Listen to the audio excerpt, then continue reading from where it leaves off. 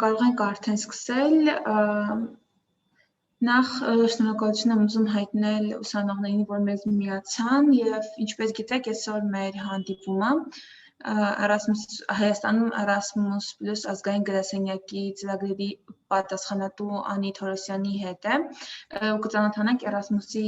կրթաթոշակային ծրագրերին։ Անի ջան, շատ շնորհակալ եմ, որ մեր հրավիրը ընդունեցիք եւ պատրաստ եք այս հանդիպումը վարելու։ Կարող ենք արդեն սկսել։ Ես էլ շնորհակալ եմ Անի ջան հրավերի համար ԵՊՀ-ի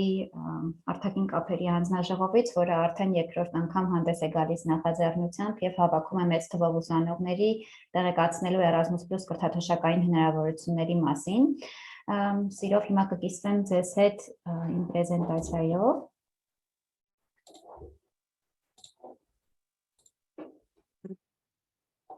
Տեսնում եք։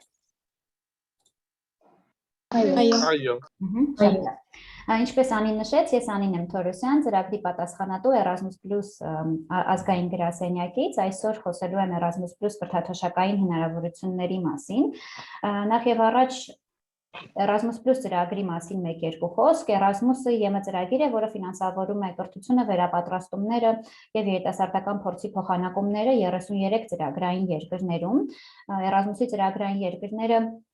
դրանք ուրեմն ԵՄ անդամ երկրներն են եւ ոչ ԵՄ 6 երկրները՝ Իսլանդիա, Լիխտենշտեյն, Նորվեգիա, Մակեդոնիա եւ Թուրքիա։ Մնացած բոլոր երկրները, ում համար բաց են ծրագրի հնարավորությունները, դրանք գործընկեր երկրներ են, partner countries, այդ թվում նաեւ Հայաստանը։ Erasmus-ը հնարավորություն է տալիս վարչական ուսումնական հաստատությունների ուսանողներին, աշխատակիցներին, անհատներին, կամավորներին ուսանելու, վերապատրաստվելու, մասնագիտական փորձ ձեռք բերելու, ինչպես նաև կամավորություն անելու այս ծրագրային երկրներում։ Կրթաթոշակներ են տրամադրվում եւ ուսանողներին, եւ բուհի աշխատակիցներին, եւ շրջանավարտներին, իսկ թե ինչ կրթաթոշակներ եւ որ ուղղություններով կխոսեմ առաջիկայում։ Այժմ դուք ձեր էկրաններին տեսնում եք Erasmus+ ծրագրի երկու գործողությունները, որոնք առաջարկում են կրթաթոշակներ անհատներին։ Առաջինը դա միջազգային կրեդիտային շարժումությունն է, որը ըստ էության կարճաժամկետ փոխանակման կրթաթոշակային ծրագրերն են, եւ երկրորդը Erasmus Mundus համատեղ մագիստրոսական ծրագրերն են, որոնք առաջարկում են ամբողջական մագիստրոսական կրթաթոշակներ եվրոպական տարբեր բարձրագույն ուսումնական հաստատություններում։ Առաջինը անդրադառնանք միջազգային կրեդիտային շարժումությանը, որը հնարավորություն է տալիս բարձրագույն ուսումնական հաստատությունների ուսանողներին եւ բուհի աշխատակիցներին փոխանակվելու ուսման, դասավանդման կամ վերապատրաստման նպատակով եւ այդ փոխանակումը հնարավոր է իրականացնել իմ նշած 33 երկրների բուհերում։ Ովքեր կարող են դիմել, նախ եւ առաջ բակալավրի ուսանողները, որոնք պետք է լինեն նվազագույնը երկրորդ կուրսի ուսանող, մագիստրատուրայի ուսանողները, ասպիրանտուրայի ուսանողները եւ բուհի աշխատակիցները եւ դասախոսական եւ վարչական կազմի ներկայացուցիչները։ Կարող եք մասնակցել շարժումության ծրագրերին, եթե ձեր բուհն ունի Erasmus+ համաձայնագիր եվրոպական բուհի հետ, պետք է ճշտեք այդ համաձայնագրի առկայությունը ձեր բուհի միջազգային կապերի բաժնից։ Փոխանակման տևողությունը ուսանողների համար նվազագույնը կարող է տևել 3 ամիս եւ առավելագույնը 12 ամիս, իսկ դասախոսների կամ վարչական աշխատակիցների դեպքում շարժումությունը կարող է նվազագույնը տևել 5 օր եւ առավելագույնը 2 ամիս, այստեղ կներեք 2 շաբաթ է գրված 2 ամիս։ Շատ ուրախ ենք, որ վերջի 2 տարվա ընթացքում պրակտիկայի հնարավորությունը եւս հասանելի է դարձել Հայաստանի դիմորդների համար։ Ուսանողները, որոնք ավարտական տարում են դեռևս գտնվում, կարող են դիմել պրակտիկա անելու վերանշված 33 երկրի տարբեր կազմակերպություններում եւ նվազագույնը պրակտիկան կարող է տևել 2 ամիս եւ առավելագույնը 12 ամիս։ Հնարավոր է պրակտիկան համատեղել նաեւ կրթության հետ, այդ դեպքում նվազագույնը տևողությունը պետք է լինի 3 ամիս եւ առավելագույնը կրկին 12 ամիս։ Յուրաքանչյուր կրթական մակարդակում հնարավորություն ունեք իրականացնելու շարժումություն առավելագույնը 12 ամսով, օրինակ եթե բակալավրի 3-րդ կուրսում փոխանակվել եք 3 ամսով, բայց դեռևս չեք անցել 12 ամսվա սահմանը, ապա դեռևս հնարավորություն ունեք եւս նորից դիմելու, բայց այս դեպքում համալսարանը կարող է առաջնահերթություն տալ այն դիմորդին, ով դեռևս չի օգտվել այդ հնարավորությունից։ Փաստորեն յուրաքանչյուր կրթական մակարդակում բակալավր, մագիստրատուրա եւ ասպիրանտուրա առավելագույնը 12 ամիս շարժումություն իրականացնելու հնարավորություն կունենաք։ Ինչպես եք դիմում, արդեն նշեցի, որ ձեր բուհի միջազգային կապերի բաժնի միջոցով յուրաքանչյուր համալսարան, որը ներգրաված է Erasmus+ շարժնության ծրագրերում, համակարգում է ծրագրերը իր բաժինների միջոցով, որոնք հիմնականում միջազգային կապերի բաժիններն են, կան համալսարաններ, որոնք շարժնության ծրագրեր իրականացում են օրինակ կարիերայի կենտրոնների միջոցով։ Պետք է դիմեք այդ բաժիններ եւ ճշտեք, թե եվրոպական որ բուհ կարող եք փոխանակվել եւ որոնք են դիմելու պայմաններն ու վերջնաժամկետները եւ ամենակարևորը ինչ առարկաներ կարող եք ընտրել փոխանակման համար, քանի որ ընտրում եք այնպիսի առարկաներ, որոնք պետք է փոխարինեն ձեր այն առարկաներին, որոնք մայրբուհում պետք է անցնեիք եւ արդյունքում պետք է հավաքեք կրեդիտներ, որոնք հետագայում պետք է ճանաչվեն մայրբուհի կողմից, որպեսզի դուք կարողանաք ձեր ուսումը հարթ շարունակել բուհում։ Այստեղ հղում է տրված, որտեղ կարող եք մանրամասն կարդալ հայերեն լեզվով շարժնության ծրագրի մանրամասները եւ նաեւ ծանոթանալ Հայաստանում Erasmus+ շարժնության ծրագրեր իրականացնող բուհերի ցանկին եւ կոնտակտային տվյալներին, եթե դեռևս օրինակ ծանոթ չեք թե ձեր բուհում որ բաժինն է իրականացնում շարժնության ծրագրերը։ Երևանի պետական համալսարանի դեպքում արտաքին կապերի դեպարտամենտն է համակարգում փոխանակման ծրագրերը, ղեկավարը Ալեքսանդր Մարկարովն է եւ իր թիմն է աշխատում, կարող եք մոտենալ բաժին կամ պարզապես հետևել իրենց գործունեությանը ԵՊՀ-ի վեբկայքի միջոցով, ծանոթանալ թարմացումներին, տեղեկություններին եւ արդեն դիմել ուղիղ ԵՊՀ-ի միջազգային կապերի բաժին, եթե գտնեք հայտարարություն, որը կհամընկնի ձեր կրթական մակարդակին, ձեր մասնագիտությանը, կծանոթանաք դիմելու պայմաններին, վերջնաժամկետին եւ մինչեւ վերջնաժամկետը նախատեսված ընթացակարգով կդիմեք արդեն բուհին, որն էլ պատասխանատու է հետագայում շարժնության կազմակերպման եւ իրականացման համար։ Պայմանները ինչպիսիք են, որպեսզի կարողանաք մասնակցել շարժնության որևէ ծրագրի, պետք է գրանցված ուսանող լինեք որևէ բարձրագույն ուսումնական հաստատությունում Հայաստանում, բակալավրի, մագիստրատուրայի կամ ասպիրանտուրայի կրթական մակարդակում, կամ աշխատակիցների դեպքում բուհի, պետք է գրանցված աշխատակից լինեն հայաստանյան որևէ բուհում կրկին, բակալավրի դիմորդների դեպքում պետք է առավելագույնը լինեք երկրորդ կուրսի ուսանող, որպեսզի կարողանաք ներգրավել փոխանակման ծրագրերում։ Ուղարկող եւ ընդունող համալսարանները պետք է ունենան միջինստիտուցիոնալ համաձայնագիր, որը կարգավորում է ամբողջ շարժնության ընթացքը, սկսած մասնակիցների ընտրությունից մինչեւ շարժնության իրականացում եւ կրեդիտների ճանաչում։ Ինչպիսիք են ընտրության պահանջները ընդհանուր, նախ եւ առաջ լրացված դիմումի ձև, երկրորդ հերթին դա transcript of records ասված փաստաթուղթն է, որը ըստ էության նկարագրում է, թե առաջի կուրսից մինչև դիմելու պահը ինչ առարկաներ եք անցել եւ ինչ առաջադիմություն ունեք, նշվում են կրեդիտները եւ ժամանակները եւ այդ փաստաթուղթը հաստատվում է համապատասխան բուհի դեկանատի կողմից, դա պետք է ներկայացնեք։ Ինքնակենսագրականը ձեր իհարկե CV-ն, հիմնականում Եվրոպաս ֆորմատով են խորհուրդ տալիս կազմել CV-ն, հիմնավորագիր, երաշխավորագրեր, ձեզ դասավանդող կամ դասավանդած անձի կողմից լեզվի մատուցան ապացույց, փոխանակման ծրագրերի դեպքում պարտադիր չի լինում, որպեսզի դուք ունենաք լեզվի մատուցան միջազգային վկայական, իհարկե եթե ունենաք շատ ավելի լավ կլինի, բայց կարող է բուհը պարզապես ինտերվյուի միջոցով պարզել ձեր լեզվի մատուցությունը կամ թեստ անցկացնել, կամ պարզապես ձեզ անգլերեն դասավանդող դասախոսից վերցնեք տեղեկանք, որում նշված լինի, որ այսինչ մակարդակի անգլերենի եք դուք տիրապետում։ Աշխատակիցների դեպքում դիմորդները պետք է ներկայացնեն դասավանդման կամ աշխատանքային պլան։ Եվ իհարկե ամենակարևորը մինչև մեկնելը ուսանողները պետք է կնքեն ուսումնառության համաձայնագիր ուղարկող եւ ընդունող համալսարանների հետ, իսկ դասախոսները կամ բուհի վարչական կազմի ներկայացուցիչները շարժնության համաձայնագիր։ Ուսումնառության համաձայնագրում նշվում են այն բոլոր առարկաները, որոնք դուք պետք է վերցնեք հյուրընկալող համալսարանում կրեդիտներով, ժամանակներով եւ որոնք հետագայում պետք է ճանաչվեն, որի արդյունքները, վերջնարդյունքները հետագայում պետք է ճանաչվեն մայր բուհում։ Ուսանողների դեպքում ամսական կրթաթոշակը կախված է այն երկրից, որտեղ նա իրականացնի իր շարժնությունը։ Երկրները բաժանված են 3 խմբերի։ Առաջին խումբը այն երկրներն են, որոնք ունեն բարձր կեցության ծախսեր, երկրորդը միջին կեցության ծախսեր ունեցող երկրներն են եւ երրորդը արդեն ցածր կեցության ծախսեր ունեցող երկրներն են։ Եթե օրինակ ուսանողը մասնակցի շարժնության Ֆինլանդիայում, Լիechtenstein-ում, Նորվեգիայում կամ Դանիայում կարող է ստանալ առավելագույն 900 եվրո իր ուրեմն կեցության ծախսեր ծախսերը հոգալու համար, իսկ եթե մեկնի Կիպրոս, Նիդերլանդներ, Մալթա կամ Իսպանիա 850 եվրո։ Երրորդ խմբի դեպքում կստանա 800 ֆիքսված եվրո իր կեցության ծախսերը հոգալու համար։ Այստեղ կարևոր է նշելը, որ որևէ վարձավճար ձեզնից չեն կարող գանձել հյուրընկալող համալսարանները, եթե ուրեմն վճարովի ուսանող եք, մայր բուհում շարունակում եք վճարել ձեր վարձը, բայց հյուրընկալող համալսարանում որևէ վճար չեք կատարում, եթե անվճար ուսանող եք, շատ ավելի լավ շարունակում եք չվճարել։ Ունենք մի հետաքրքիր օրինակ Սլավոնական համալսարանից, հայ-ռուսական Սլավոնական համալսարանից, այնտեղի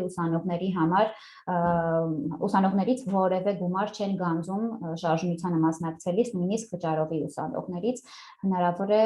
հետագայում այլ բուհեր ևս որդեգրեն այս հետաքրքիր եւ կարևոր ռազմավարությունը։ Սա արագ անցնեմ, բուհի աշխատակիցների դեպքում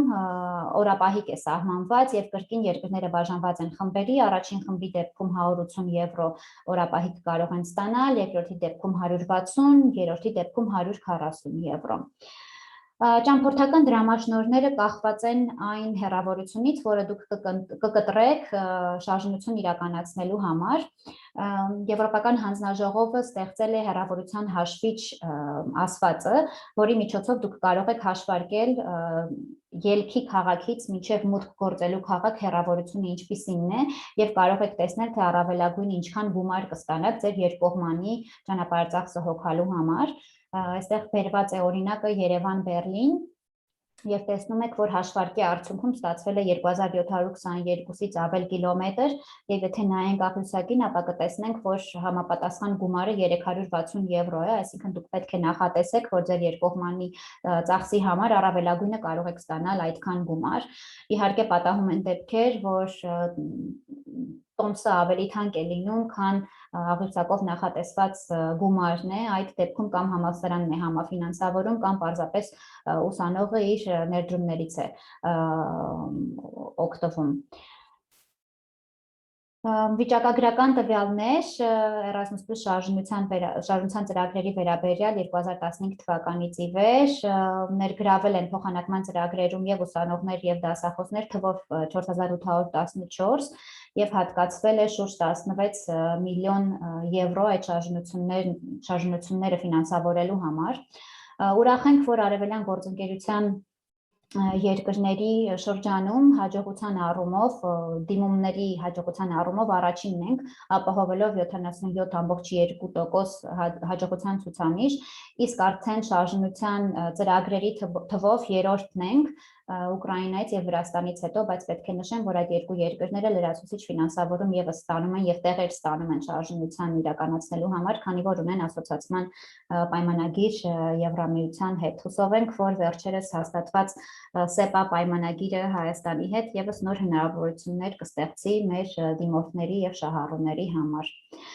Մինչև եզրափակելը շարժնության ծրագրերի հատվածը, շատ ուրախ եմ նշելու, որ 2020 թվականի դեկտեմբերից ի վեր Հայաստանում ունենք Erasmus ուսանողների ցանցի Երևանյան թեմի ներկայացուցչությունը, եթե չեք լսել ESN-ի մասին կամ ծանոթ չեք, ապա ESN-ը Erasmus ուսանողական ցանցն է, որը 1989 թվականին է ստեղծվել եւ ամենամեծ եվրոպական ասոցիացիաներից է հանդիսանում։ ESN-ը ունի ներկայացություն շուրջ 42 երկրներում եւ շուրջ 1000 բարձրագույն ուսումնական հաստատություններում եւ մոտ 40,000 երիտասարդներ աջակցություն են տրամադրում տարեկան 350,000-ից ավել ուսանողների եւ ուրախ ենք, որ այդ աջակցությունը նաեւ հասանելի կլինի Հայաստանում, քանի որ ESN Երևանը ստեղծվել է հենց այդ նպատակով աջակցելու Erasmus+ միջազգային կրեդիտային շարժնության ներգնա եւ արտագնա ուսանողներին եւ տեղեկատվություն տրամադրելով եւ ուղղորդելով կարող եք հետեւել իրենց սոցիալական էջերին, որոնց հղումները պրեզենտացիայում կան եւ նաեւ նշված է իրենց կոնտակտային տվյալները կարող եք կապվել էկրանին տեսնում եք բորդի թիմի անդամներին հիմնադիրներն են Երևանյան թեմի Նենսի Մկրտչյանը, ով ֆրանսիական համալսարանի շրջանավարտ է, Շուշանիկ Գալոյանը, ով Եվրասիա միջազգային համալսարանի շրջանավարտ է, եւ Հերմինե Ֆանյանը, ով Հայաստանի պետական տնտեսագիտական համալսարանի շրջանավարտ է, ուրախ եմ, որ երեք աղջիկները միավորվելով կարողացան հիմնել այս կազմակերպությունը, ֆիզիկապես այն գտնվելու է Հայաստանի ֆրանսիական համալսարանում, բայց աջակցելու է Հայաստանի եւ միջազգային բոլոր ներգնա եւ արտագնա փոխանակման ուսանողներին։ Մի քանի նկարներ եմ տեղադրել նաև մի շարք շարժնության ծրագրերի մասնակիցներից եւ ուսանողներից եւ դասախոսներից, կարող եք տեսնել տնտեսագիտական համալսարանի ուսանողուհուն, Գորիսի պետական համալսարանի ուսանողուհուն, տարբեր դասախոսների Սլավոնական համալսարանից, Ագրարային համալսարանից եւ տեսնել թե ինչպիսի հետաքրքիր հնարավորություն են ստացել իրենց շարժնության ընթացքում։ Եթե ունեք հարցեր միջազգային կրեդիտային շարժնության հետ կապված, կարող եք արդեն իսկ չաթի միջոցով ավելացնել կամ նրանք, ովքեր որ հետևում են մեզ Facebook-յան ուղիղ եթերում, կարող եք կոմենտներում ձեր հարցադրումները գրել եւ մեր կազմակերպիչը կփոխանցի ձեր կոմենտներն ու հարցադրումները մեր հարթակ, Zoom հարթակ եւ ես սիրով կպատասխանեմ բոլոր հարցերին։ Հիմա անցնում ենք երկրորդ, բայց ոչ պակաս կարևոր կրթաթոշակային հնարավորությանը, Erasmus Mundus համատեղ մագիստրոսական ծրագրերին, որոնք շնորհում են համատեղ կամ բազմակի դիպլոմ, նվազագույնը 2 համալսարաններում սովորելու պայմանով։ Ծրագրերը միջազգային առաջատար մագիստրոսական ծրագրեր են եւ ամբողջական կրթաթոշակով սովորելու հնարավորություն են տալիս, բաց են աշխարհի դիմորդների համար, անկախ քաղաքացիությունից, ավարտած համալսարանից, տարիքից եւ յուրաքանչյուր աշուն 100-ից ավել մագիստրոսական ծրագիր բացվում է դիմումների համար, հնարավորություն ընձեռելով յուրաքանչյուր դիմորդի ընտրել առավելագույնը 3 մագիստրոսական ծրագիր եւ դիմել։ Ովքեր կարող են դիմել մագիստրոսական ծրագրերին, բոլոր այն անհատները, ովքեր ունեն բակալավրի դիպլոմ, ունեն բարձր առաջադիմություն, անգլերեն լեզվի TOEFL կամ IELTS միջազգային քննության բարձր գնահատական, այս դեպքում իհարկե միջազգային վկայականի առկայությունը պարտադիր է։ Կրթաթոշակը կարող է լինել առավելագույնը 50,000 եվրո եւ այն բաշխված է ըստ էկրանին նշված ուղղությունների, ուսման վարձի դեպքում դիմորդը կարող է ստանալ առավելագույն 9,000 եվրո, ճամփորդական ծախսերը հոգալու համար 2-ից 3,000 եվրո կախված թե հեռավորությունը ինչպիսին կլինի երկրների միջև։ Եվրոպայում հիմնվելու մեկ անգամյա դրամաշնորհ կարող է ստանալ, անգլերենով հնչում է installation cost կամ տեղավորման ծախսեր, 1000 եվրո ֆիքսված առաջին ամսվա համար, տեղափոխվում եք նոր երկիր, կունենաք առօրյա ծախսերի կարիք, ինչպիսիք են խոհանոցային պարագաները, ննջասենյակային պարագաները, այդ ծախսերը հոգալու համար է այս գումարը նախատեսված։ Եվ իհարկե յուրաքանչյուր հետագա ամսում ստանում եք ֆիքսված 1000 եվրո ամսական կրթաթոշակ։ Ինչպես եք դիմում, այցելում եք մագիստրոսական ծրագրերի շտեմարանը կամ կատալոգը, որը բացվում է յուրաքանչյուր տարվա աշնանը, թարմացվում է յուրաքանչյուր տարվա աշնանը, կարող եք ցանկից ընտրել առավելագույնը 3 ծրագիր, եթե գերազանցեք թիվը եւ ընտրեք օրինակ 4 ծրագիր կամ 5 ծրագրի միաժամանակ դիմեք, ապա կընկալվեք որպես ինքնաֆինանսավորմամբ դիմորդ եւ պարզապես չեք կարողանա արժանանալ կրթաթոշակի, ունեցել ենք նման դեպք, մի դիմորդ, որը 4 ծրագրի էր դիմել եւ պարզապես չկարողացավ իր ֆինանսներով մասնակցել ծրագրին։ Դիմում եք յուրաքանչյուր ծրագրին իր իսկ վեբկայքի միջոցով, արդեն նշեցի, որ ծրագրերը ընդունում են դիմումներ յուրաքանչյուր տարվա աշնանը։ Տեսնում եք էկրանին հղում, որը տանում է դեպի մեր կայք, որտեղ մանրամասն նկարագրված է այս գործողությունը։ Իհարկե ես ձեզ եւս քայլերով կուղեկցեմ։ Նախ եւ առաջ մտնում եք մեր կայք erasmusplus.am եւ scholarships կամ կրթաթոշակներ բաժնում, եթե հայալեզու եք կարդում մեր կայքը, պահում եք պարզապես scholarships-ի կամ կրթաթոշակների վրա եւ 2 ենթաբաժին է առաջանում։ Առաջինը միջազգային կրեդիտային շարժնությունն է, որի մասին խոսեցինք, եւ երկրորդը Erasmus Mundus համատեղ մագիստրոսական ծրագրերն են, սեղմում եք երկրորդ ենթաբաժնի վրա եւ կարդում եք ամբողջական ինֆորմացիան, որը տրված է երկու լեզվով, իջնում եք ներքևի հատվածը, որտեղ նշված է, որ 21-22 ակադեմիական տարվա համար ցանկին կարող եք ծանոթանալ այստեղ։ Հենց այս հղումն է, որի միջոցով կարող եք մտնել ուղղակիորեն դեպի կատալոգը եւ ծանոթանալ առկա հնարավոր ծրագրերին, որոնք առաջարկում են ամբողջական կրթաթոշակներ։ Այս ցանկից դուրս որևէ ծրագրի չեք կարող դիմել եւ ստանալ Erasmus+ ֆինանսավորում, դրա համար շատ կարեւոր է, որպեսզի ունենաք ճիշտ հղումը եւ օգտվեք ճիշտ կատալոգից։ Եթե սեղմեք այդ հղման վրա, արդեն կհայտնվեք Եվրոպական հանձնաժողովի վերջերս թարմացված կայքում եւ կծանոթանաք EMGMD catalog-ին, որտեղ հավաքված են այս պահին 146 մագիստրոսական ծրագրեր։ Ծրագրերը բացվում են յուրաքանչյուր տարվա աշնանը սեպտեմբերից հոկտեմբեր ընկած հատվածում, վերջնաժամկետները հիմնականում հունվար-փետրվար ամիսներին են, դիմում եք 1 տարի նախապես հաջորդ ակադեմիական տարում ձեր ուսումը մեկնարկելու համար։ Այս կատալոգում ֆիլտրելու հնարավորություն ունեք, կարող եք ընտրել ձեր նախընտրած ոլորտը, երկիրը, տարին, բայց մենք միշտ խորհուրդ ենք տալիս ֆիլտրել նախ եւ առաջ ձեր նախընտրած ոլորտը, որովհետեւ կարող եք նշել երկիրը, բայց պարզապես ձեր նախընտրած ուղղությամբ կամ մասնագիտությամբ որևէ առաջարկ չբերի, ուստի անպայման սկսեք ֆիլտրել հենց մասնագիտական ուղղությամբ, field of study այստեղ տեսնում եք, ֆիլտրում եք եւ տեսնում եք այդ ուղղությամբ ինչ հնարավոր առաջարկներ կան։ Յուրաքանչյուր ծրագիր 3 տարի անընդմեջ է բացվում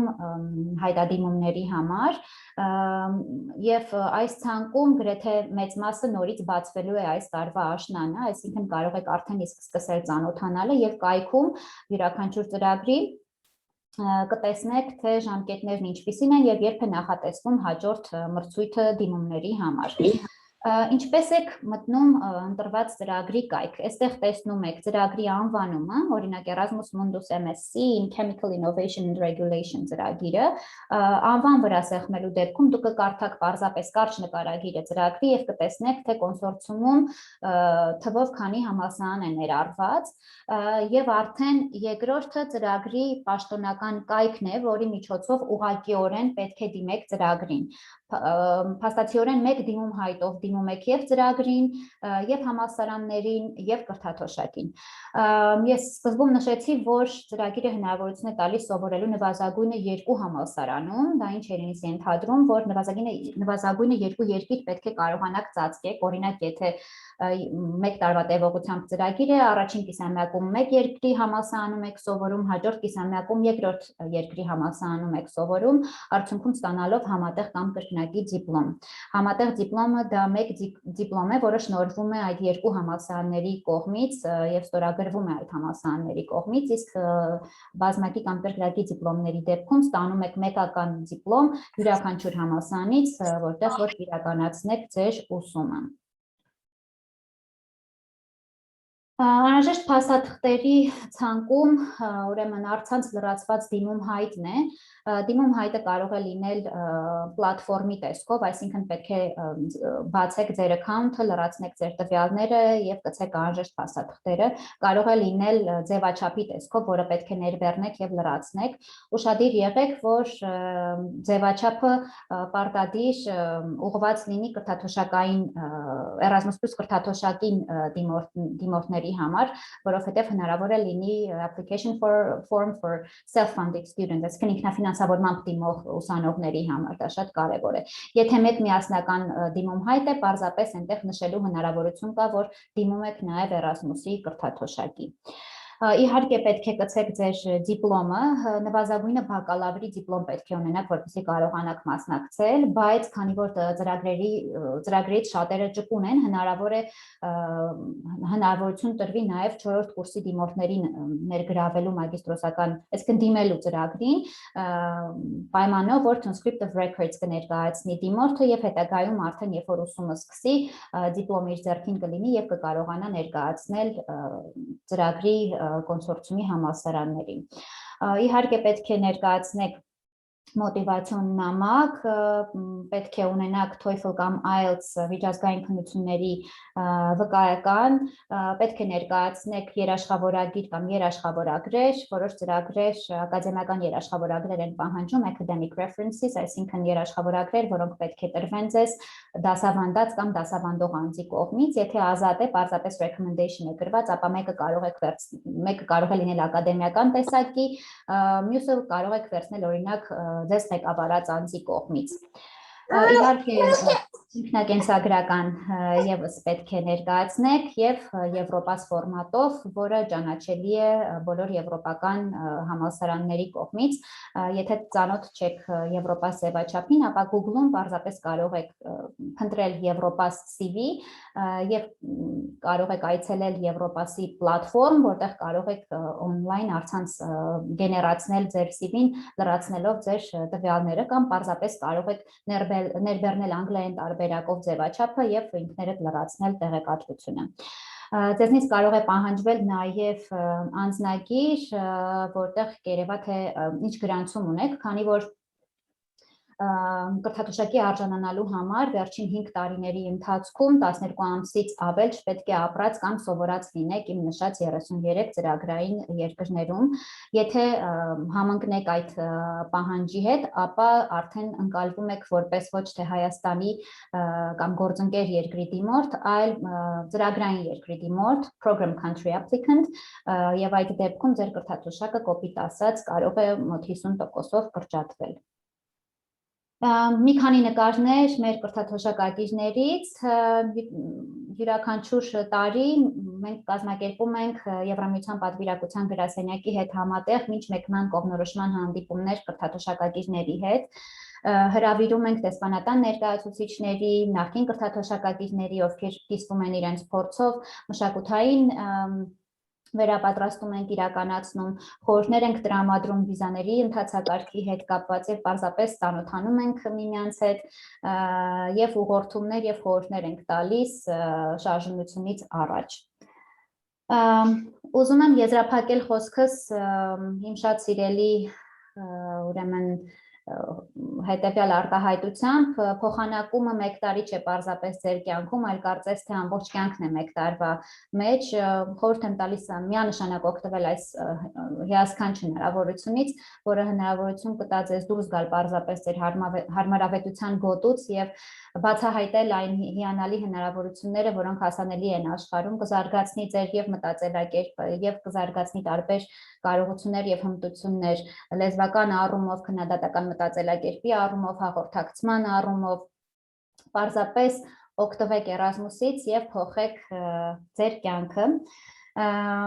Կարող եք մեզ հետ կապվել եւ հեռախոսահամարով եւ մեր սոցիալական ցանցերով, հետևեք մեր Facebook-յան էջին, կարող եք հետևել մեզ նաեւ Twitter-յան էջի միջոցով, ամբողջ տեղեկատվությունը երկլեզու հասանելի է մեր կայքում erasmus+.am, եթե հարցեր կունենաք, կարող եք գրել info@erasmus+.am էլեկտրոնային հասցեին կամ մեր Facebook-յան էջի միջոցով կապվել մեզ հետ։ Նշեմ, որ գրասենյակը խորհրդատվություն իրականացնում է առցանց Erasmus Mundus համատեղ մագիստրոսական ծրագրերի վերաբերյալ, կարող եք, եթե շատ հարցեր կունենաք եւ չենք կարող արագ ծածկել այդ հարցերի պատասխանները ձեզ տալ առցանց հարթակում, օրինակ Facebook-յան էջի միջոցով, կարող ենք կազմակերպել առանձին Zoom խորհրդատվական հանդիպում, եթե կունենաք արդեն ընտրած ծրագիր եւ հարցեր կունենաք կոնկրետ ծրագրի վերաբերյալ, ապա կարող ենք կազմակերպել այդ հանդիպումը, իսկ շարժնության ծրագրերի հարցերի դեպքում ուղղակիորեն դիմում եք ձեր բուհի միջազգային կապերի բաժին, ովքեր պետք է ձեզ տրամադրեն այդ խորհրդատվությունը։ Շնորհակալություն ուշադրության համար, սիրով պատրաստ եմ պատասխանելու ձեր հարցերին։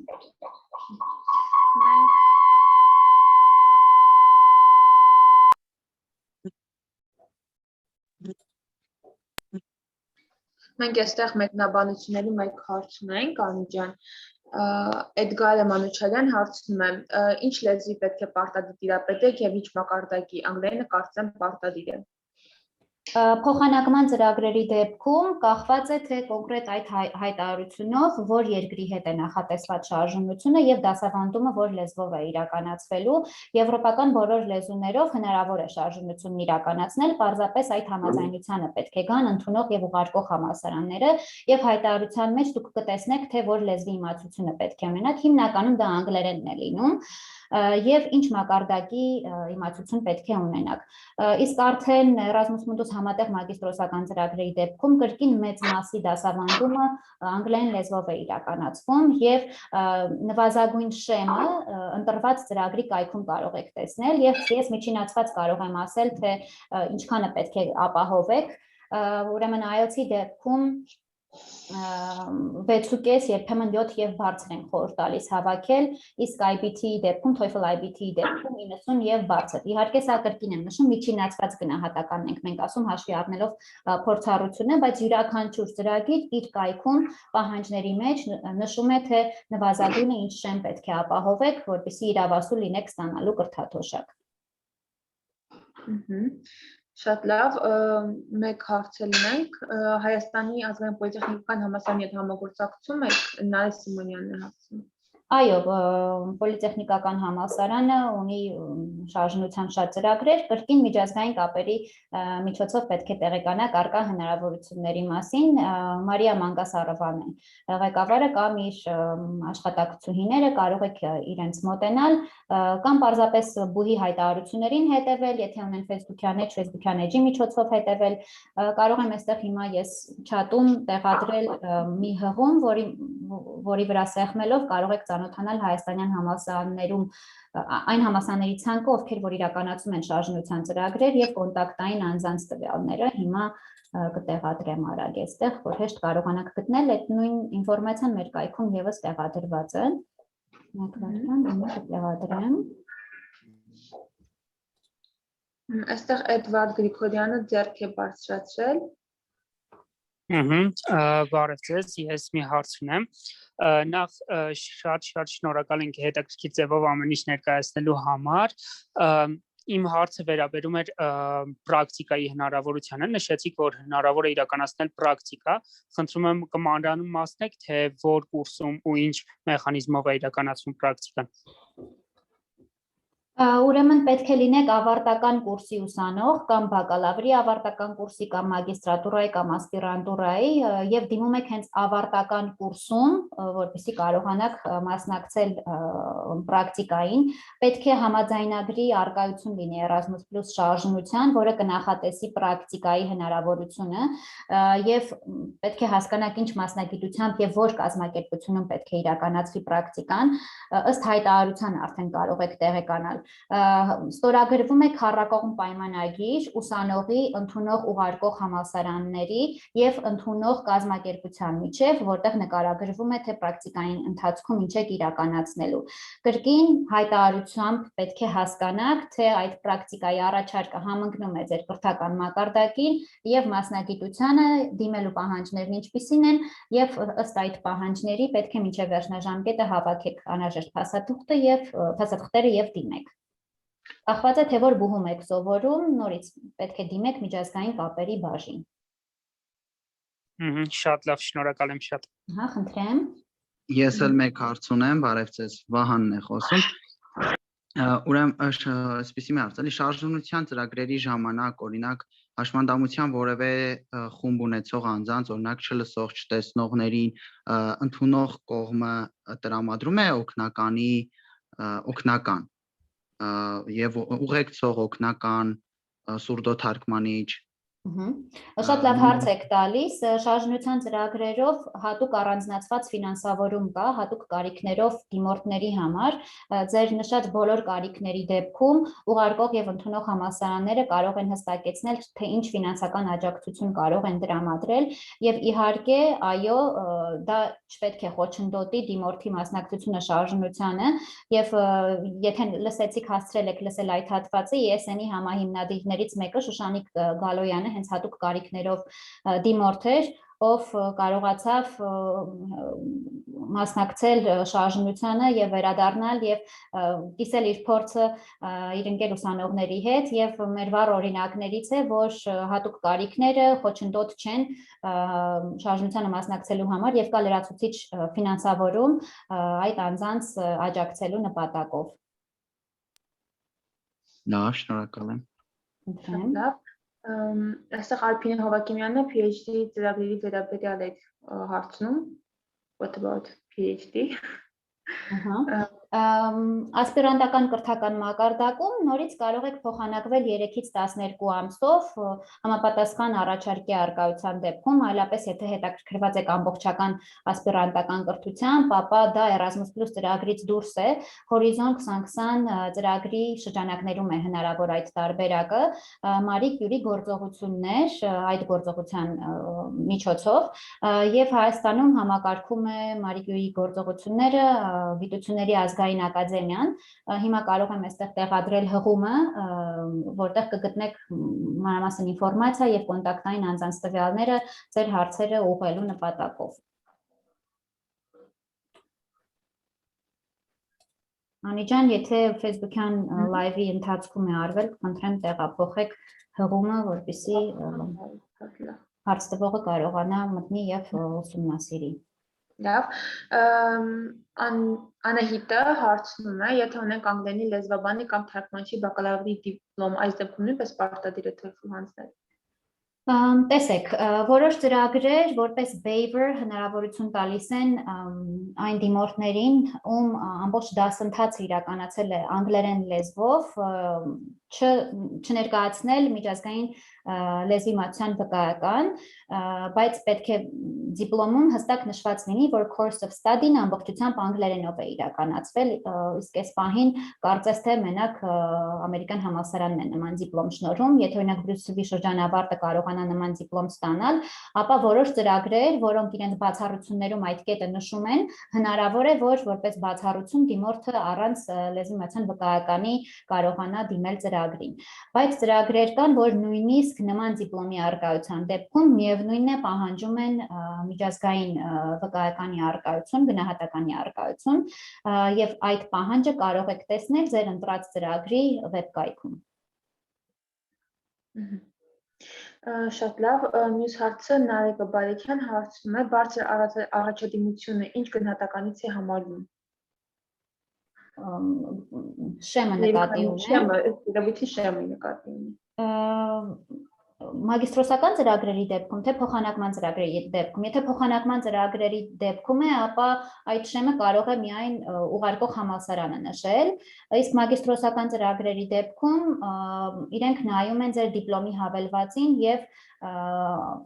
ստացած գնահատականներին, օրինակ, չգիտեմ, եթե առավելագույնը մոգը 4-ն է, ապա 4-ին մոտ գնահատականներ 3.8, 3.9 եւ ըստ այդմ կախված է թե առավելագույնը որ գնահատականը կարող եք ստանալ ձեր բուհում, որտեղից որ ստացել եք բակալավրի դիպլոմ։ Շատ լավ, Աշխեն Խալանթարյան, կներեք, էլի հարց տվողը ես էի, բարև ձեզ։ Ահա, բարև ձեզ։ Իսկ եթե գնահատման այդ սանդղակը 20-ից, հա, այդ դեպքում 18, 19, ինչքան բարձր, ինչքան մոտ սահմանին, այնքան ավելի լավ։ Այսինքն տեսեք, եթե միաժամանակ լինեն դիմորդներ, քանի որ դիմումները ստանում են աշխարհի դիմորդներից եւ գրեթե հավասար լինեն, գնահատականներ գրեթե հավասար հավաքած լինեն ինքնակենսագրականից, մոտիվացիոն նամակից, երաշխավորագրերից, կնային արդեն թե առաջադիմությունը ինչպիսին է եղել եւ ավելի բարձր առաջադիմություն ունեցող անձին կտան առավելություն։ Այսինքն ամեն ինչ կարող է որոշիչ լինել ձեր ընտրության հարցում։ Եվ ինքնակենսագրականի հագեցվածությունը, եւ մոտիվացիոն նամակի բովանդակությունը, եւ երաշխավորագրերի բովանդակությունը, առաջադիմությունը ձեր ունեցած, ամբողջ այդ փաստաթղթերին առավել ուշադրություն է դարձվելու եւ դրանք են որոշիչ լինելու ընտրության ժամանակ։ Նարեկ, պատասխանեցի ձեր հարցին, թե էլի ունեք հարցեր։ Չէ, ճիշտ ասած պատասխանեցի։ Այսինքն այդ ֆոնդը ստանալու համար եմ այդ ներկայացնում այդ փաստաթղթերը, թե համալսարանի կողմից ընդունում։ Կրթաթոշակ ստանալու համար, չէ՞։ Կրթաթոշակի համար, այլապես կարող եք որպես ինքնաֆինանսավորման թիմորդ դիմել, բայց միևնույնն է այդ ամբողջական փաթեթը նորից պետք է ներկայացնեք եւ արդեն մրցույթի մեջ լինեք ինքնաֆինանսավորման թիմորդների հետ։ Իսկ մի ուրիշ Կրթաթոշակի հարցում, դիմումների համար նախատեսված նվազագույն պայմաններն են։ մի ուրիշ հարց եմ, Իսկ օրինակ եթե ես իրավունքով եմ դիմում, իրավունքն է բաղկացած բազմաթիվ ճյուղերից, բայց ես այդ մի ճյուղով եմ դիմում։ Իսկ այդ մի ճյուղի վերաբերյալ իմ գնահատականը դա օրինակ գերազանց է, բայց ընդհանուր գնահատականը գերազանցի չի հասնում։ Այդ դեպքում ո՞նց է լինում։ Այդ դեպքում ձեր հիմնավորագրում պետք է այնպես հետաքրքիր հիմնավորեք կոնկրետ ծրագրի ուղղությունը, որ ընտրել եք, այսինքն տպավորություն գործեք ընտրողի վրա ձեր մյուս փաստաթղթերի միջոցով, որոնք ավելի ուժեղ են, քան ձեր ակադեմիական ձեռքբերումները, բայց ակադեմիական ձեռքբերումները միանշանակ շատ կարևոր են ընտրության հարցում, որովհետև լավագույններն են, այսպես ասեմ, անցնում մրցակցությունը եւ լավագույններն են ստանում կրթաթոշակներ։ Իսկ հնարավոր է լրացուցիչ քննությունների կամ այդ Լրացուցիչ քննություններ նախատեսված չեն, առաջին փուլով ձեր առցանց փաթեթն եք ներկայացնում, իրենք վերանայում են, հետո հնարավոր է երկրորդ փուլով հարցազրույց իրականացնեն Skype-ի կամ այլ հարթակի միջոցով եւ երրորդ փուլով նախնական ընտրված տեխնացուների փաթեթները ուղարկվում են եվրոպական հանձնաժողով, որն էլ վերջնական որոշումն է կայացնում կրթաթոշակի տրամադրման մասին։ Դրա համար հնարավոր է մի քիչ ավելի շուտ պատասխան ստանաք ծրագրից ձեզ շնորհավորելով, որ անցել եք ծրագրին, բայց դեռևս կրթաթոշակի մասին պատասխանը ստացած չլինեք, բայց հնարավոր է, որ միաժամանակ ստանաք եւ այս կողմից եւ այն կողմից պատասխան դրական կամ իհարկե երբեմն բացասական արդյունքների մասին։ Շատ լավ, շնորհակալություն։ Խնդրեմ։ Հաջորդ հարցը Աշխեն Քալանթարյան հարցնում է. Պարտադիր է դիմել այն մասնագիտության, որը բակալավրում սովորել է։ Մագիստրոսական ծրագրերի դեպքում կարող եք որոշակի շեղում ոլորտի իրականացնել, եթե այդ բակալավրի դիպլոմի բազային գիտելիքներին փոխարինող ուրեմն կարողություններ կամ հմտություններ զարգացրել եք այլ հնարավորություններով, օրինակ աշխատանքային փորձ ունեք, կամավորական ծրագրեր եք իրականացրել այդ ոլորտում կամ վերապատրաստումների եք մասնակցել, այսինքն կարող եք հիմնավորել այդ գիտելիքի հմտությունների կարողությունների բազայի պակասը, որը արձանագրվում է ձեր բակալավրի դիպլոմում, այլ հնարավոր դեպքերով։ Կարող եք օրինակ, չգիտեմ, լինել քիմիայի որևէ ուղղության մասնագետ, բայց օրինակ փոխել ուղղությունը եւ գնալ, չգիտեմ, ցկյանոց ուսումնառությամբ, օրինակ։ Եթե կարողանաք լավ հիմնավորել ոլորտի փոփոխությունը եւ ունենաք որևէ փորձ այդ ոլորտում, նոր ոլորտում, որում ցանկանում եք մասնագիտանալ։ Լավ, ուրեմն եթե կարծում եմ հարցը սպառի չէ, հանձնենք հաջորդ հարցին Մերի Մկրտչյան հարցնում եմ։ Իսկ բարև ձեզ, իսկ Երևանի Պետական Բժշկական համալսարանի շրջանավարտները կարող են դիմել արդինատուրայի համար։ Մեր մոտ կրթական ուղղությունները, մակարդակներն են բակալավր, մագիստրատուրա եւ ասպիրանտուրա, պետք է բժշկական համալսարանի միջազգային կապերի բաժին մոտենաք հասկանալու, թե այդ երեք մակարդակներում փոխանակումը ինչպես է կազմակերպում,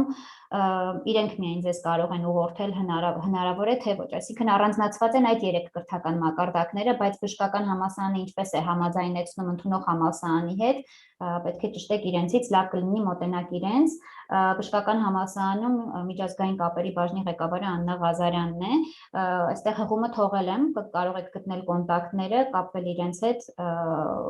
կարծում եմ ոչ, բայց լավ է ճշտեք իրենցից։ Շատ լավ, հաջորդ հարցը Արուս Խլոպազյանը, կներեք եթե սխալ արտասանեմ հասկանանա, հարցնում է Բրիսովի համալսարանի ուսանողներին կոնկրետ ինչ պայմաններ են անհրաժեշտ եւ որպես թարգմանիչ կոնկրետ որ երկիր արժե դիմել։ Հենց սկզբից նշել եմ, որ այդ բոլոր հարցերի պատասխանները ձեզ կարող են տալ ձեր մայրբուհի այն բաժինները, որոնք իրականացնում են շարժնություն եւ համակարգում են այդ գործընթացը։ Բրյուսելի համալսարանի դեպքում երկու բաժին է զբաղվում՝ միջազգային կապերի բաժինը, որի ղեկավարը Կրիստինա Ծատուրյանն է, եւ կարիերայի կենտրոնը, որի ղեկավարը Լևոն Բաբամյանն է։ Կարող եք հետևել իրենց Facebook-յան էջերի հայտարարություններին կամ զանգահարել կամ մոտենալ, եթե COVID-ի պայմաններում կարող եք face-to-face հանդիպումներ նշանակել եւ հասկանալ, թե թարգմանչության ուղղությամբ, մասնագիտացմամբ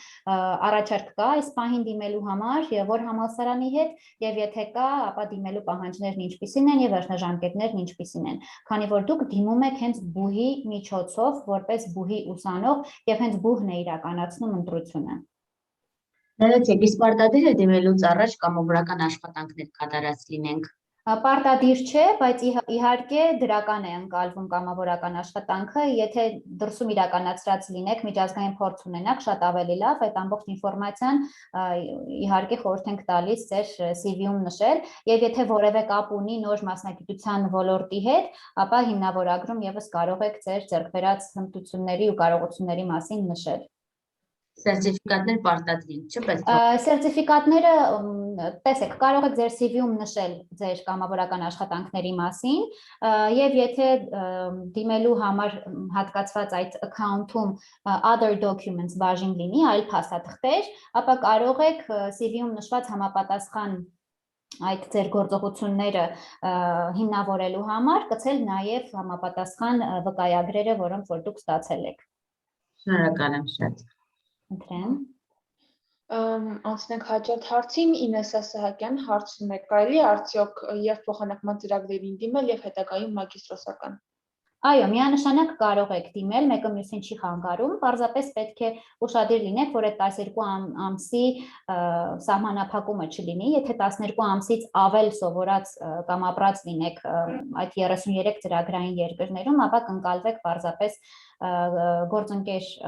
կներեք ծրագրային երկրի դիմորդ program country applicant եւ կրթաթոշակը կկիսվի կոպիտ ասած Erasmus Mundus մագիստրոսական ծրագրերի դեպքում։ Եթե արդեն մեկ անգամ օգտվել եք Erasmus Mundus մագիստրոսական ծրագրերից, ապա նորից դիմելու հնարավորություն չկա։ Դա սահմանափակ է, միայն մեկ անգամ կարող եք օգտվել։ Իսկ շարժնության ծրագրերի դեպքում ամեն կրթական մակարդակում մինչև 12 ամիս կարող եք փոխանակվել, հետո կարող եք դիմել արդեն նորից մագիստրոսական ծրագրերին։ Շատ լավ, Լիդա Հարությունյանն է հաջորդը, հարցնում է, հնարավոր է նույն բաժնից միևնույն համալսարան ընդունվեն երկու հոգի։ Փոխանակման ծրագրերի մասին է խոսքը, թե մագիստրոսական։ Տեսեք, մագիստրոսական ծրագրերի դեպքում փոխանակմանի 2 տարի առաջ նման դեպք չէինք ունեցել, որ Հայաստանից նույն ծրագրին մի դիմորդից ավել անցած լիներ, բայց 2 տարի առաջ այդ կարծրատիպը կոտրվեց, որովհետև մեկ ծրագրի 4 դիմորդ էին անցել Հայաստանից։ Այսինքն կախված է, թե այդ տարի մագիստրոսական ծրագիրը ինչ տարածաշրջանային նախապատվություն ունի, կոնկրետ երկրների համար ինչ-որ տեղեր հատկացված են, թե ոչ։ Ընդհանուր առմամբ չկա այդպիսի պայման, որ Հայաստանից ամեն տարի այսքան թվով դիմորդ պետք է ստանա կրթաթոշակ, կախված է դիմումների քանակից եւ ամենակարևորը դիմումների որակից։ Եթե մտնեք մեր կայք Erasmus+ բաժին եւ վիճակագրություն բաժինը մտնեք, ապա կտեսնեք, թե որ 140-ից ավել կրթաթոշակագիր ենք ունեցել, բայց եղել է տարի, որ ընդամենը երկու դիմորդ են ստացել կրթաթոշակ, լավագույնը եղել է, որ տարին 20 դիմորդ է ստացել կրթաթոշակ, այսինքն շատ փոփոխական է եւ կախված է դիմումների թվից եւ ամենակարևորը դիմումների որակից, որովհետեւ դուք միաժամանակ մրցակցության մեջ եք ուրեմն Վրաստանի, տարածաշրջանից ու չգիտեմ Իրաքի, Եգիպտոսի եւ այլ դիմորդների հետ։ Շատ լավ, Վաղինա Գալստյան հարցնում է, Հայաստանից միջինում քանի հոգի են շահում Erasmus Mundus ծրագրի կրթաթոշակ։ Արդեն այդ մասին խոսեցի, շատ տարբեր է, կա տարի, որ 2, կա 20, կա 14, 15, 11 վիճակագրությունը մեր կայքում տեղադրված է, քանի որ չկան տեղեր կոնկրետ տարեկան սահմանված, դիմումների քանակից եւ որակից է կախված։ Ռուզանա Աբրահամյանը հարցնում է, ամբողջ տարվա մեջ միայն աշնանն են դիմում հայտերը ներկայացվում։ Փոխանակման ծրագրերի դեպքում պետք է հետևեք բուհերի հայտարարություններին, որովհետև տարին մի քանի անգամ կարող են մրցույթներ հայտարարվել։ Իսկ Erasmus Mundus մագիստրոսական ծրագրերի դեպքում այո, մեկ անգամ է միայն յուրաքանչյուր տարվա աշնանը սեպտեմբերից հոկտեմբեր ընկած հատվածում։ Հետևեք մեր Facebook-յան էջին NeoArm,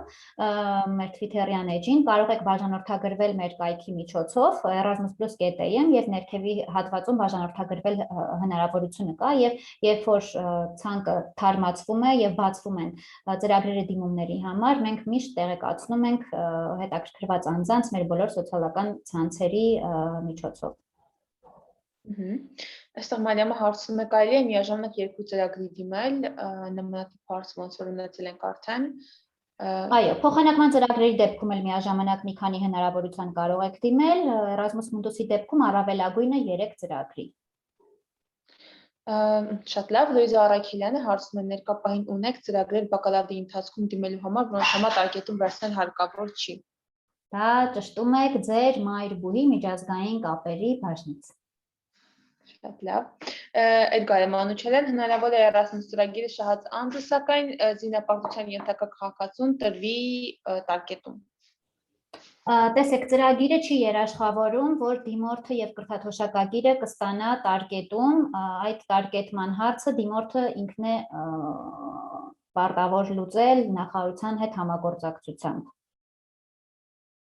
Այսինքն ծրագիրը չի ազատում ձեզ բանակից, նման հնարավորություն ծրագիրը չունի, եթե կարող եք տարգետում վերցնել համապատասխան ընթացակարգերով, ապա խնդրեմ կարող եք մասնակցել ծրագրին, եթե ոչ, ցավոք ոչ։ Շատ լավ, Մելինե Մկրտչյանը հարցնում է, կորոնավիրուսը չի ունենում բացասական ազդեցություն Erasmus+ ծրագրերի վրա։ Շատ լավ հարց է, շարժնության ծրագրերի դեպքում, երբ որ դեռևս համաճարակը նոր էր սկսվել, որոշ ծրագրեր պարզապես կանգնեցվեցին, հետագայում շարունակվելու նպատակով որոշ ծրագրեր փակվեցին, հիմա քիչ-քիչ արդեն ծրագրերը սկսում են նորից վերաբացվել, որոշ ծրագրեր համակցված տարբերակն են ընտրում, combined mobility, այսինքն որոշ հատված առցանց են մասնակիցներն իրականացնում, իսկ որոշ հատված տեղում են շարժունություն իրականացնում։ Իհարկե Erasmus Mundus մագիստրոսական ծրագրերի դեպքում պարտադիր է, որ դուք ունենաք ստացիոնար ուսուցում, ծրագրի նվազագույնը 2 համալսարանում, բայց COVID-ի հետ կապված որոշ ծրագրեր կամ հետաձգեցին ուսումը եւ դիմումների ընդունումը կամ սկսեցին առցանց տարբերակով, հետո շարունակեցին ստացիոնար տարբերակով, հուսով ենք, որ իրավիճակը գնալով կլավանա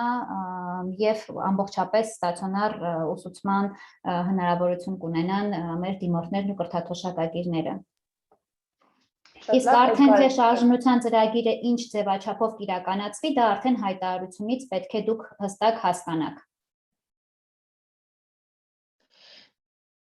Էդգար Մանուչելյան, հաջորդ հարցը, եւս մեկ հարցը, հնարավոր է օրինակ ընդունենք եվրոպական որևէ բուհ, սակայն դա ստացենք միանանք Հայաստանից, այսինքն օնլայն տարբերակով։ Եթե նման համակցված տարբերակ ձեր փոխանակման ծրագիրը նախատեսել է, հնարավոր է, բայց այդ դեպքում միայն սովորում եք եվրոպական համալսարանում, բայց առցանց տարբերակում, չեք սովորում միաժամանակ մայր բուհում, որովհետև նպատակը դա չէ։ Դուք ստանում եք առարկաներ, այնպիսի առարկաներ, որոնց վերջնարդյունքները մոտ են այն առարկաներին, որոնք պետք է անցնեիք մայր բուհում։ Այսինքն դուք դառնում եք ըստ էության եվրոպական համալսարանի ուսանող եւ շարժնության ավարտից հետո, որը եղել է առցանց, արդեն շարունակում եք ձեր ուսումը մայր բուհում Հայաստանում։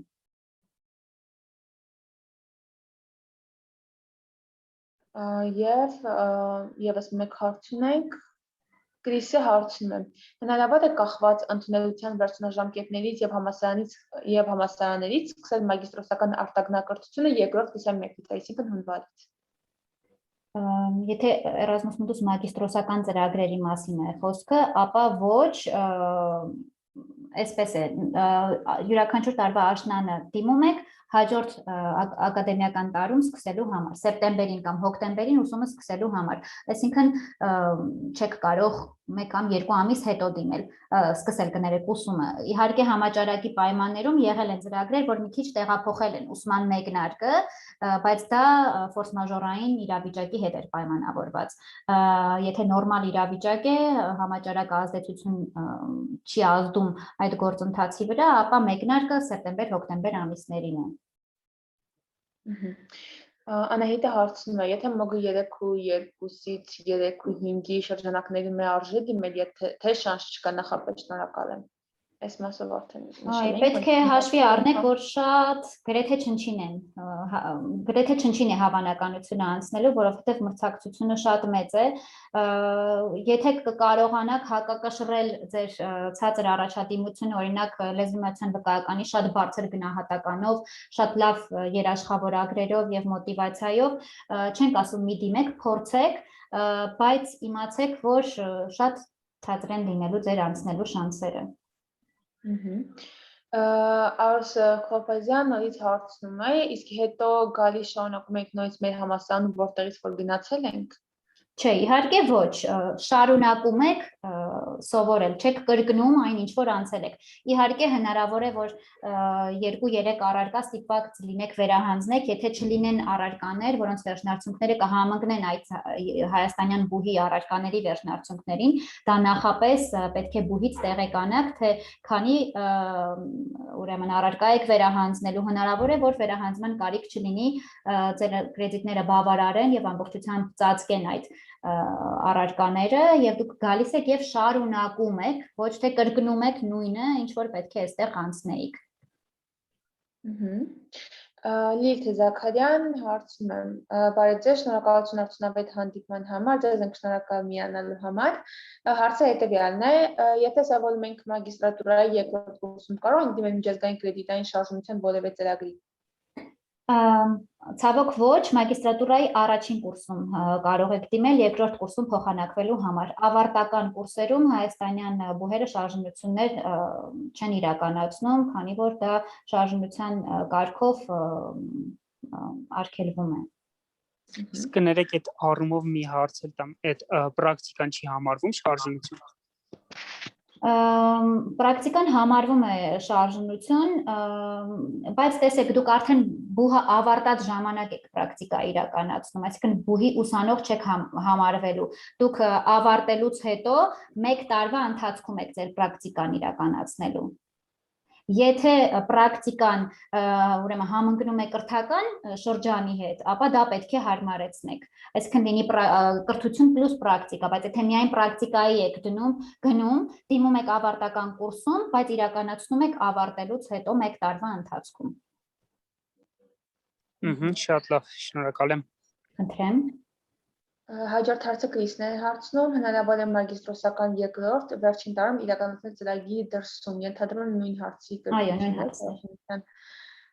Հաջորդը Էդվարդ Գրիգորյանը, իսկ Mundus ծրագիրը տալիս է հնարավորություն մնալ եւ աշխատել Եվրոպայում ուսման ավարտից հետո։ Այդ հնարավորությունը դուք ունեք, ծրագիրը սահմանափակում չունի, որ պարտադիր ավարտից հետո պետք է վերադառնաք, որոշ ժամանակ անցկացնեք Հայաստանում, պարզապես պետք է ծանոթանաք հյուրընկալող երկրի միգրացիոն պայմաններին, որոշ երկրներ ինչ որ քանակ են տալիս, ժամականակ են տալիս հնարավորություն մնալու այդ երկրում եւ գտնելու աշխատանք, եւ եթե կարողանում եք այդ ժամանակահատվածում գտնել աշխատանք, ապա կարող եք մնալ եւ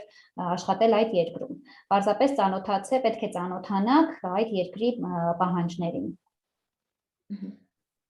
Անի Գևորգյանը հարցնում է, եթե դիմումը on-line է լրացվում, պետք է այդ բուհին դիմելու մասին տեղյակ պահել կամ այդտեղից էլ ինչ-որ դիմում լրացնել։ Մայրբուհին մագիստրոսական ծրագրերի դեպքում, այդ դեպքում ոչ, որովհետև դուք որպես անհատ եք դիմում անկախ բուհից ունենալով ձեր բակալավրի դիպլոմը։ Դուք բուհից անկախ եք մասնակցում Erasmus Mundus մագիստրոսական ծրագրերի հայտարարված մրցույթին, բայց եթե շարժումության ծրագրերին եք դիմում, այդ դիմումը ըստ էության դուք ներկայացնում եք հենց բուհին, որը եւ դիմումի միջոցով եւ կցված անհրաժեշտ փաստաթղթերի միջոցով գնահատում է իրականացնում, ստեղծում է ընտրական հանձնաժողով, որը ընտրությունն է կատարում արդեն կրթաթոշակագրի։ Իսկ բակալավրի դեպքում Էլիանին է հարցնում։ Արդեն նշեցի, բակալավրի դեպքում դուք բուհի միջոցով, այսինքն բուհը ստանում է ձեր դիմում հայտը, որպեսզի ընտրություն իրականացնի։ Եվ ուղարկող համալսարանն է ընտրության մեջ ներգրավված եւ ընդունող համալսարանը։ Կարող է նախնական փուլով ընտրություն իրականացնի ուղարկող համալսարանը, հայաստանյան համալսարանը, բայց վերջնական ընտրությունը համատեղ կատարվի ընդունող եվրոպական համալսարանի եւ հայաստանյան համալսարանի կողմից։ Դիանա Ալեքսանյանը հարցնում եմ, ծրագրին դիմելով ու տարգետում վերցնելով անվճար ուսուցման դեպքում անվճար ուսուցումը դառնում է վճարովի։ Մի քիչ անհասկանալի հարց էր։ Չէ, այսինքն ես նրանց եմ հասկանում, որ նկատի ունի, որ ավտոմատ ինչ-որ փոփոխության մասին կարծում եմ այդ կախված է արտերկրում ոնց կսովորենք, որովհետև գնահատականները հետ են տալիս։ Նկատի ունեն վերադառնալու դեպքում ռոտացիայի կարգով հնարավոր է անցնել անվճարից վճարովի, եթե կրեդիտները չբավարարեն, այո, իհարկե հնարավոր է, որովհետև դուք նույն մրցույթը անցնում եք պարզապես Եվրոպայում, պետք է լավ սովորեք, անհրաժեշտ կրեդիտները հավաքեք եւ վերադառնաք եւ կարողանաք այդ մրցույթը անցնել նաեւ ձեր մայրբուհում։ Եղել են այո դեպքեր, որ Erasmus-ի կրթաթոշակագիրները շարժմությամբ ծրագրերով մասնակցել են, բավարար կրեդիտներ չեն հավաքել եւ ռոտացիայի պատճառով կորցրել են իրենց անվճար տեղերը, այսինքն պետք է տրամադրվեք, որ ուսման նպատակով եք մեկնում, իհարկե կողքից շատ առավելություններ եւս կան ճամփորդելու, նոր մշակույթների ծանոթանալու, բայց այդ առաջին նպատակը դա կրթություն ստանալն է։ Սոնան է հարցնում, ինչպես է 20 բալանոց մոկը կոնվերտացվում 4 բալանի։ Ով է կոնվերտացնում։ Սոնան, եթե հարմար է, կարող է մոգի դեպքում նկատի ունեք մագիստրոսական ծրագրերի ներկայացվող, դա դիպլոմի մեջ է դա երևում, կարող եք պարզապես կցելու դեպքում այնտեղ համապատասխան նիշը տալ, օրինակ ձեր սանդղակը տալ գնահատման, որ առավելագույնը 4-ն է, ըստ մակարդակների դա կարող եք նշել, եթե մտածում եք, որ ընդունող համալսարանը պարզապես չի կարող հասկանալ, թե սանդղակը ինչպիսին է, կարող եք գնահատման սանդղակը ուղարկել ընդունող կողմին։ Շատ լավ։ Հարցերը այդքանն են, այլ հարցեր ունենք։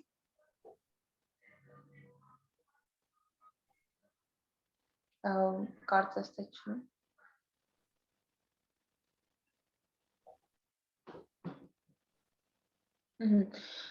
Ենթադրում եմ, ոնց էլ հարցեր չունենք, լրացնում եմ։ Այդ դեպքում, եթե հարցերը սպառվել են, կարող ենք հանդիպումն արդեն ամփոփել։ Անի ջան, ձեզ եւս մեկ անգամ շատ շնորհակալ ենք հանդիպումը հետաքրքրացնալու հանդիպում վարելու համար։ Կարծում եմ ուսանողներն էլ իրենց հետաքրքրող հարցերի պատասխանը բոլորն էլ ստացան։ Եթե դեռևս հարցեր կմնան, որոնք կառաջանան հետո, մենք միշտ պատրաստ ենք պատասխանելու ձեր բոլոր հարցերին։ Խնդրեմ Facebook-յան էջի միջոցով կամ կապ պահելով մեր գրասենյակի հետ կարող եք ձեր բոլոր հարցերը ուղղել մեզ։ Սիրով կպատասխանենք։ Շատ լավ, շատ շնորհակալ ենք։ Այսքանը։ Շնորհակալություն բոլորի մասնակցության համար, մաղթում եմ ձեզ հաջողություն, հուսով եմ արդեն կրթաթոշակագրի կարգավիճակով առաջիկայում ձեզնից ոմանց հետ կհանդիպենք։ Շնորհակալ ենք շատ։ Շնորհակալություն, հաջողություն ձեզ։ Շնորհակալություն, հաջողություն։ Հաջողություն։ Տեսություն։